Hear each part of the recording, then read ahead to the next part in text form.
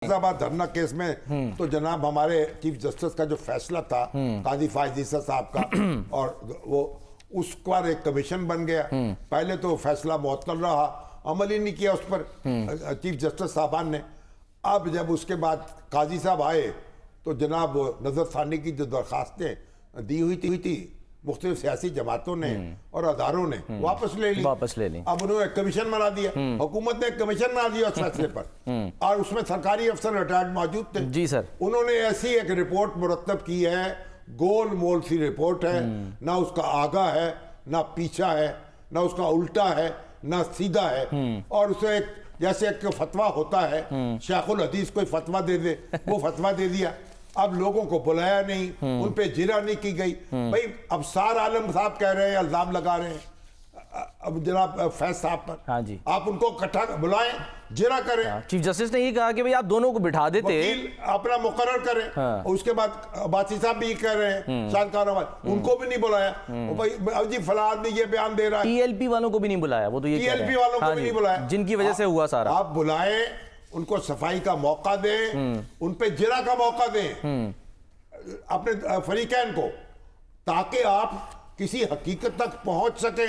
अब पैसे का ज़िया किया, वक्त का ज़िया किया और एक ऐसी ये इंतजामी अफसरान जो है ना, जैसे ब्यूरोक्रेसी के लोग या पुलिस के लोग, वो इस काबिल ही नहीं है कि आप उनसे इस तरह के कमीशन कायम करें।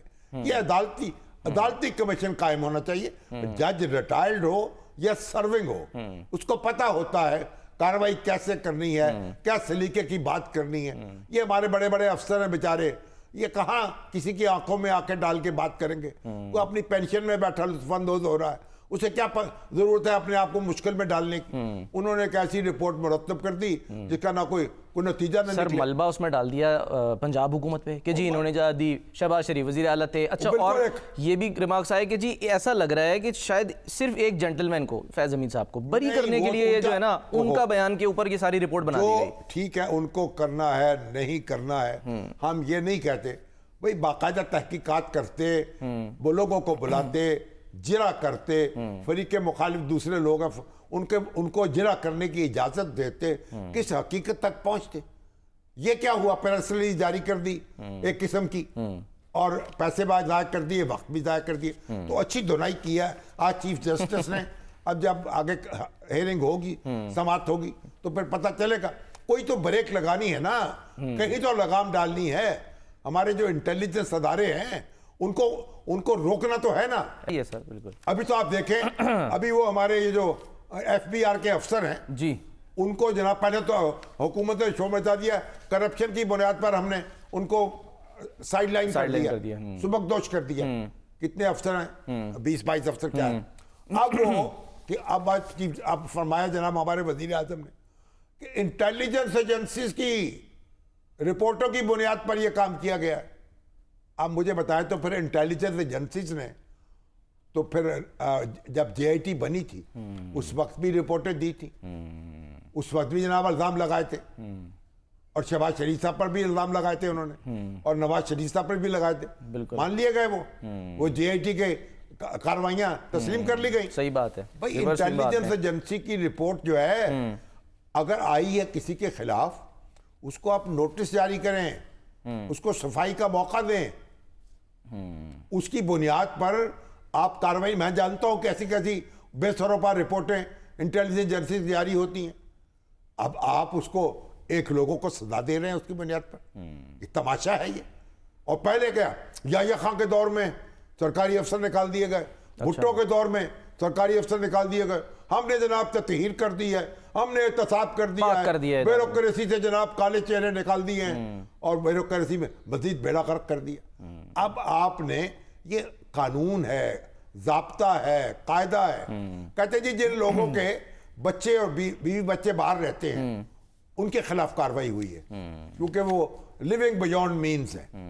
भैया आप फिर कानून बना दें, कायदा, कि जिन लोगों के बच्चे बाहर पढ़ेंगे या बीवी बच्चे बाहर रहेंगे, वो या उनकी डुअल नेशनलिटी होगी, वो नहीं रह सकते सरकारी मुलाजमत में। क्लियर कर दें एक दफा, उनको क्लियर करें। हाँ। हमने तमाशा बनाया हुआ है, कायदा और जाब्ता बनाते नहीं हैं, काम करते नहीं हैं।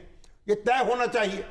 जिसके बच्चे बाहर पढ़ रहे हैं, औलाद बाहर रह रही है, उससे पूछा जाए कहां से पैसे आ रहे हैं, कैसे, क्या जराए हैं आपके। और बड़े बड़े सरकारी अफसर हैं, उनकी औलादें बाहर रह रही, फैमिलीज बाहर रह रही। तो पाकिस्तान तो हमने एक लॉन्चिंग पैड बना लिया है, मगर हम हंगामा कर देते हैं।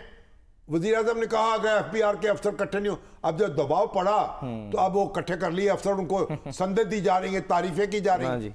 ओ भाई, ये जो सरकारी अफसर हैं, ना इनको सनद की जरूरत है, ना इनको ये इस तरह के नोटिस की जरूरत है। आप अपना सिस्टम दुरुस्त कीजिए। सर मैंने ब्रेक लेनी काम है, करने दीजिए। FBR काम नहीं कर रहा, वो इनके साथ मिले हुए कौन है, कौन अपने चोर हैं। जो वो कोशिशें कर रहे हैं उसको PTI ने मना कर दिया कि ये सिम बंद करने का कोई चक्कर जो है ना कर ही नहीं सकते। आप कुछ तरीके से काम करें, इनको फ्री हैंड दें और उनको कहें आप अपना काम करें। और एक दिन में तो आप 9,000 अरब से 20,000 अरब नहीं लेके जाएंगे। एग्जैक्टली सर, ये ग्रेजुअल है, 2 साल में, 3 साल में, 4 साल में काम होगा। इसलिए खुदा खौफी करें, काम करें, काम करने के तरीके से।